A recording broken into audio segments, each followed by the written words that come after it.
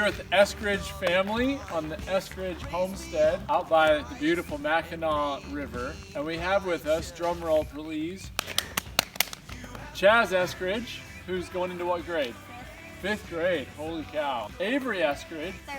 Third grade. By the way, Avery Eskridge loves to sing. In any CCC Christmas, Easter, VBS songs, you're a great singer and you love to sing. And we have Melissa Eskridge, not Melissa Etheridge, Melissa Eskridge. There we go.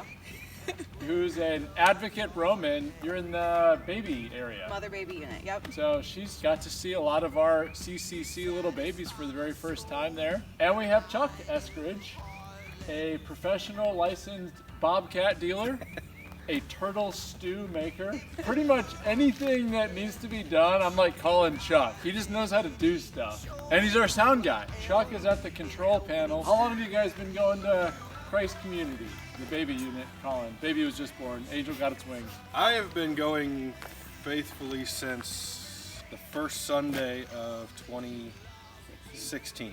She was going a lot earlier than I was. We started going, the kids and I, mid-2012 when Avery was just a couple months old. Chaz and Avery, what is your favorite part about going to church? See all my friends. See all your friends? What's your favorite part, Avery? Children's church. Children's church. You have brought me back with the riches of your amazing grace and relentless love. I made a life forever with you, life forever. By your grace I'm saved. You have brought me back with the riches of your amazing grace and relentless.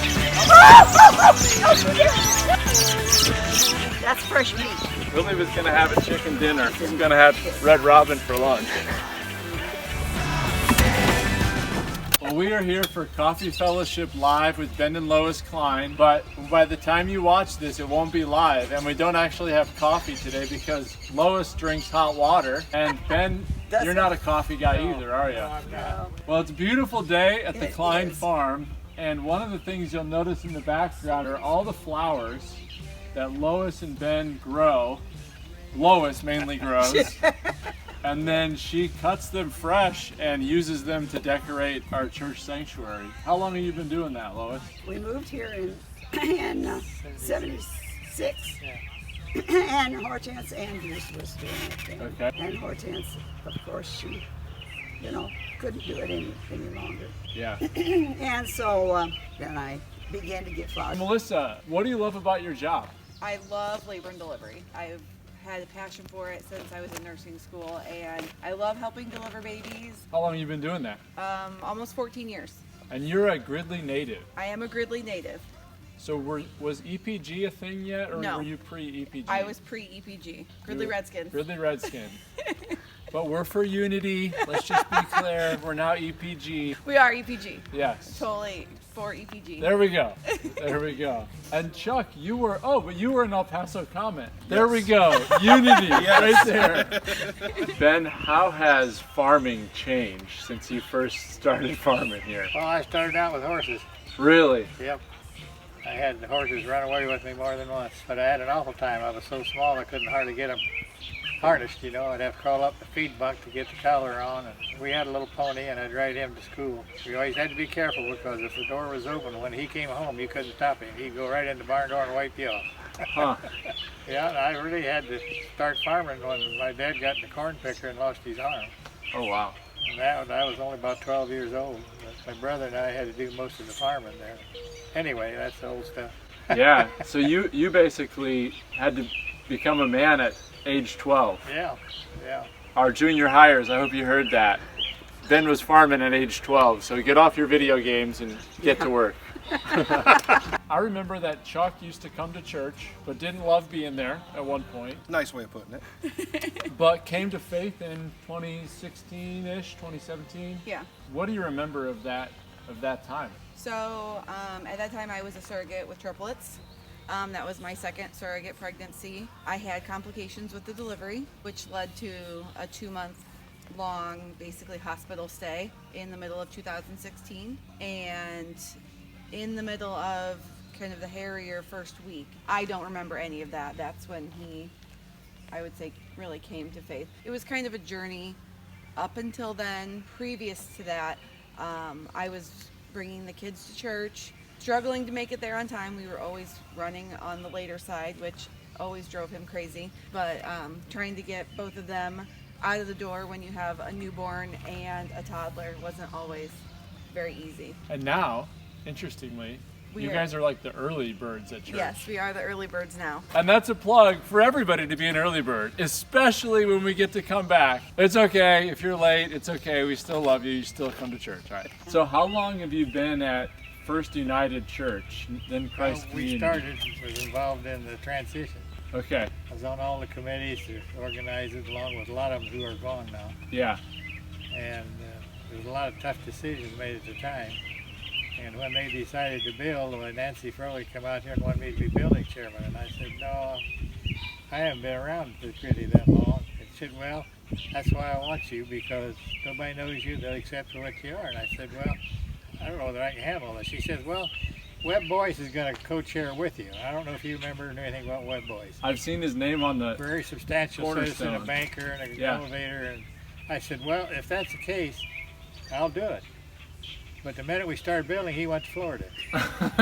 And so I had to hold out to do myself.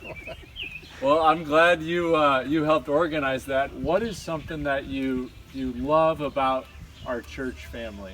Well, the friendliness and the love that's shown there. And I want to say that we moved from the front pew to the back pew because we go to get the tape Yeah. for the Which to we deliver have, them. yeah. So, which Well, that's something that I love that you do is you take the CDs of the service and you usually go to some shut-ins and nursing homes. What's something that you gives you joy from doing that? Well, the face of the people, you know, how much they appreciate it. Yeah.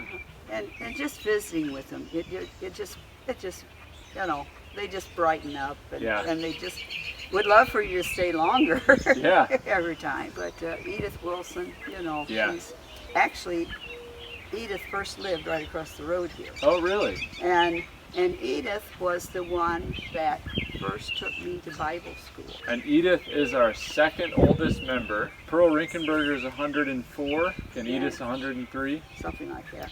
Chuck, what do you remember of that time? I remember actually the last Sunday in 2015. She pretty much physically drugged me there. I did not want to be there. Talked to Andy, asked you if I could meet with you during the week because I had that week off.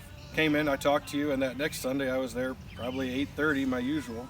I don't think I missed in the first 6 months before she got sick. I don't think I missed probably 2 or 3 weeks, and it was because of sick kids or something. So, but then when she got sick, I got looking back at the 6 months prior, how much God had changed in my life and how many things, my job changed that she was scared of, and I kind of was too, but how the fact I wasn't an hourly employee anymore, I was able to be gone more and it not affect my job and pay.